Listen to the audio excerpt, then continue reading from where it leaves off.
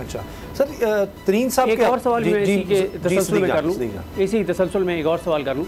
अच्छा देखें मुराद साहब, आप ने अभी क्योंकि मैं लेट पहुंचा तो मैं सुन रहा था आप नून लीग और पीपल्स पार्टी के हवाले से भी कोई बात कर रहे थे, लेकिन ये बताएं कि आपकी पार्टी के आजोदे जो है वो अनाउंस हुए। एक तो यह है कि आप हों, अली जैदी साहब हों, इमरान इस्माइल, तीन का आप जिक्र कर रहे हैं, एक तो आपको कोई ओहदा नहीं दिया गया, लेकिन उसके साथ हमने ये देखा है कि ओन चौधरी साहब को 3 ओहदे दे दिए गए हैं और ओन चौधरी साहब ऑलरेडी वज़ीर-ए-आज़म शहबाज शरीफ के मुशीर भी हैं, वज़ीर-ए-आज़म शहबाज शरीफ के मुशीर बराए सियाहत और स्पोर्ट्स भी हैं, 3 ओहदे उनको यहाँ भी दे दिए गए हैं।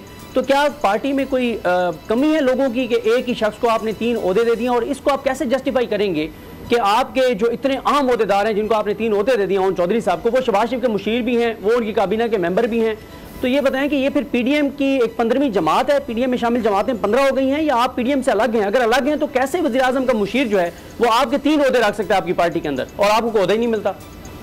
देखिए ना, तो मैंने पहले कभी पार्टी में ओहदा कोई लिया था, अगर आपको याद हो तहरीक इंसाफ के अंदर मैं शुरू में जनरल सेक्रेटरी लाहौर था जब 2011 का जलसा हुआ था। मैं मेरे ख्याल से 2009 से लेकर 2011 तक मैं जनरल सेक्रेटरी था, उसके बाद मैंने पार्टी का ओहदा नहीं लिया।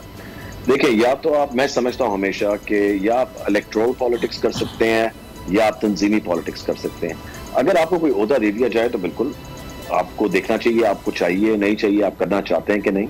बट मैं समझता हूँ कि ये पार्टी का फैसला होता है, इसमें कोई बड़ी बात नहीं है कि कौन सा ओहदा आ रहा है कौन सा नहीं आ रहा। At the end of the day सबको आपकी पॉलिटिक्स का पता है। मैं 2 दफा इलेक्ट हुआ हूँ, शुक्र अल्लाह ताला का, मिनिस्टर रह चुका हूँ, 2 दफा मिनिस्टर बना हूँ, एक ही टेन्योर के अंदर 2 दफा मिनिस्टर बना हूँ। सो इसलिए ये ओहदे वगैरह तो आने जाने वाली चीजें होती है, बहुत छोटी चीज है। लेकिन जो पीडीएम वाला सवाल है कि काबीना का हिस्सा शख्स आपकी पार्टी ओन चौधरी साहब, ओन चौधरी अब उनके साथ पुराना चल रहे हैं, सो इसलिए आई डोंट नो दैट, वो आप ओन चौधरी साहब से पूछें कि यू नो उनका क्या स्टैंड है उस चीज पे। सर आप पार्टी के तर्जमान हैं, आपका पार्टी का हिस्सा हैं, आपने इतना बड़ा फैसला किया, इतनी लंबी रफाकत छोड़ के आप एक पार्टी में गए हैं और उस पार्टी में सबसे जो ताकतवर ओहदेदार है वो शहबाज शरीफ का पीडीएम का मुशीर है और उनके काबीना का मेंबर है, तो आपने जवाब तो ज़ाहिर है, आप पार्टी के तर्जमान भी हैं, आपके स्टेक्स भी इस पार्टी के साथ हैं, तो आप कैसे इसको जस्टिफाई करेंगे? देखिए ये तो ओन चौधरी साहब से या जहांगीर तरीन साहब से या अलीम खान साहब से पूछना पड़ेगा, मगर ये है कि अगर वो उधर हैं भी तो this is a completely independent party और इंडिपेंडेंट पार्टी है, so what can you say about that? Sir आपकी बात दुरुस्त है, मगर उससे ही होता है ना कि ऐसा लगता है कि पीडीएम का जो मौजूदा सेटअप है उसी का हिस्सा है ये जमात। आप चूंकि कह रहे हैं कि हमने पीपल्स पार्टी नून लीग, एक बंदे के होने से सर पूरा तरीन ग्रुप ही उस तरफ है। नोमान लंगड़ियाल साहब ने जो बयान दिया, क्या दिया? नोमान लंगड़ियाल साहब ने कहा हम इतना सीट एडजस्टमेंट करेंगे नून लीग के साथ। अच्छा उन्होंने कहा, मुझे नहीं पता क्योंकि मैं तो उस मीटिंग में नहीं था जिस मीटिंग में उन्होंने फिर कहा होगा, मैं उस मीटिंग में नहीं था। सर जिस दिन पार्टी अनाउंस हुई है, जिस दिन पार्टी अनाउंस हुई है वहाँ से निकलते ही उन्होंने ये बात किया कि हम तो नून लीग के साथ सीट एडजस्टमेंट करेंगे। आप ये बताएं कि अगर आपको सीट एडजस्टमेंट में कहा जाता है कि आप शेर के निशान पर इलेक्शन लड़ेंगे तो क्या आप लड़ेंगे लाहौर से? मोस्ट प्रॉब्ली नहीं लड़ेंगे। अच्छा चलिए मुजम्मिल साहब, मतलब आप ये कह रहे हैं कि अगर पार्टी का कलेक्टिव डिसीजन होता है पीएमएलएन के साथ जाने का तो आप उसको जो है मुखालिफत करेंगे? अगर कलेक्टिव डिसीजन होता है आगे चल के, क्योंकि इलेक्शन तो बहुत दूर है, अभी हमें नहीं पता कि अभी नवंबर में होने हैं या कब होने हैं या अक्टूबर में होने हैं, किसी को भी नहीं पता इलेक्शंस का। इलेक्शंस तो ये वाले भी प्रोविंशियल भी होने थे, ये भी नहीं हुए, सो इलेक्शंस का तो भी कुछ पता नहीं। आगे जाके पार्टी क्या फैसला करती है, सब इकट्ठे बैठ के क्या डिसाइड करते हैं, वो तब देखा जाएगा। आप सर कह रहे हैं कि पता ही नहीं इलेक्शंस का। सर ये इतनी इंस्टेबिलिटी पहले ही है इकोनॉमिकली, अगर हम देखें, आप भी जिन चीज़ों को समझते हैं, अगर यही नहीं पता इलेक्शन कब होने हैं तो क्या प्लानिंग होगी? ये तो अजीब बात नहीं कि आइन में तो दर्ज है कि आप 5 साल पूरे करें और उसके बाद केयरटेकर सेटअप आए, लेकिन आप भी या कोई भी नहीं बता पा रहा कि जी इलेक्शंस कब होंगे। ये तो बहुत बड़ा मसला है। आइन में तो पहले भी था जब हमने तोड़ी थी पंजाब असेंबली और केपी असेंबली, तो तब भी तो होना चाहिए था इलेक्शन, वो नहीं हुआ। सो इसलिए द थिंग इज कि बिकॉज ऑफ द कंडीशंस जो मुल्क की हैं इस वक्त, अगर इलेक्शन अभी होते हैं, केयरटेकर सेटअप ज्यादा चलता है कम चलता है। जस्ट देखें हमारे मुल्क की पॉलिटिक्स जो है वो तो अब डेली बेसिस पे नहीं बल्कि आवरली बेसिस पे चल रही है।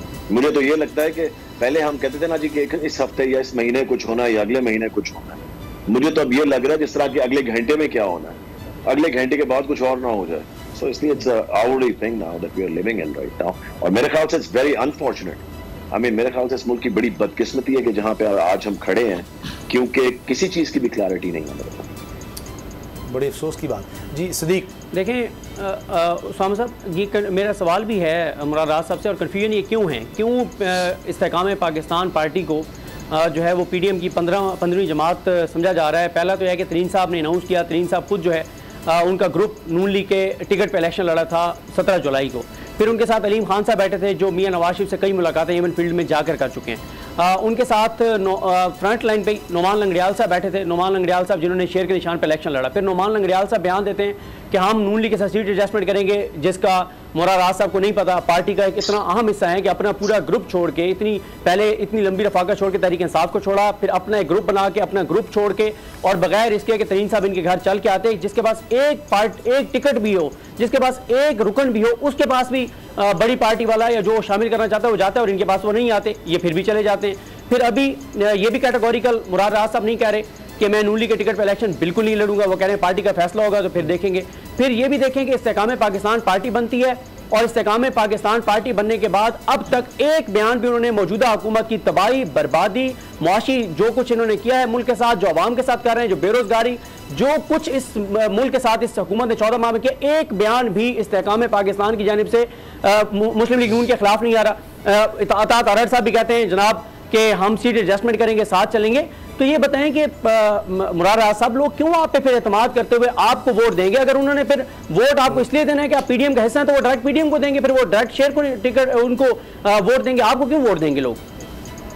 सर आपने बड़ी जबरदस्त तमहीद बांध दी है, मगर मेरा एंड पे यही आपको जवाब होगा कि मुझे अभी तक उस मीटिंग के अंदर, जिन मीटिंग्स के अंदर मैं बैठ रहा हूँ, कोई सीट एडजस्टमेंट की बात नहीं हो रही, कोई PMLN के साथ चलने के आगे बात नहीं हो रही या पीपल्स पार्टी के साथ चलने की बात नहीं हो रही। जिस दिन होगी मैं आके आपको खुद बता दूंगा, हाँ जी इस तरफ हम जा रहे हैं। अच्छा मुराद साहब, इस पे इलेक्शन के हवाले से आपने कहा कि अभी तक कन्फर्मेशन नहीं है, तो आप इस चीज़ को अपोज करेंगे कि अगर 1 साल तोसी मिल जाती है ऐसी असम्बली को, या उससे कोई ख़ास फ़र्क नहीं पड़ेगा? और दूसरा ये कि एक आर्ग्यूमेंट ये भी हो रहा है कि असल में आपकी पार्टी में जो भी लोग आए हैं वो वोट लेने नहीं तोड़ने आए हैं किसी और के, तो आपको लगता है सही एनालिसिस है ये? देखिए वोट तोड़ने या वोट जोड़ने की तो बात है नहीं। द थिंग इज कि जिस वजह से आए हैं और जो हुआ है और जहां तक मेरे ख्याल से चीजें चली गई थी वहां कभी जानी चाहिए नहीं थी।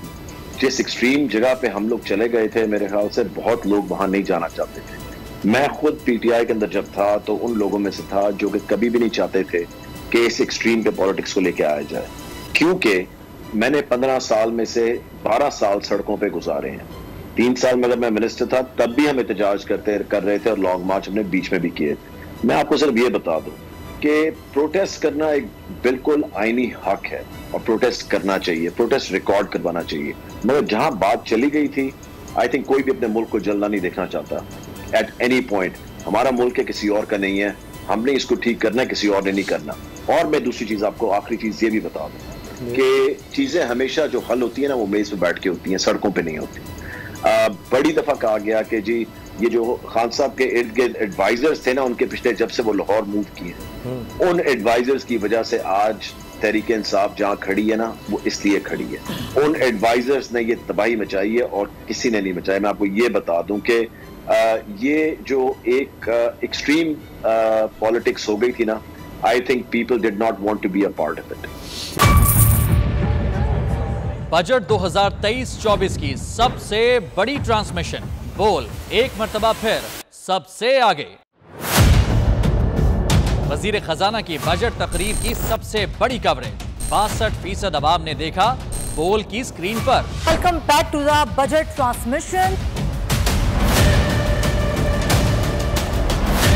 सबसे बड़े पैनलिस्ट और रिपोर्टर्स की बड़ी टीम ने बजट के लम्हे लम्हे की अपडेट से किया बाखबर अपनी आवाम को। गुजरात अदालत में यूं कह रहा हूं कि एक तरफ ये ख्वाहिश है कि लोगों को रिलीफ दी जाए, क्योंकि इलेक्शन सर पर है, तो कोई ऐसा बजट दे जो पॉपुलिस्ट हो। क्योंकि बोल रखता है खबर के हर पहलू पर नजर, बोल है सबसे आगे सबसे पहले।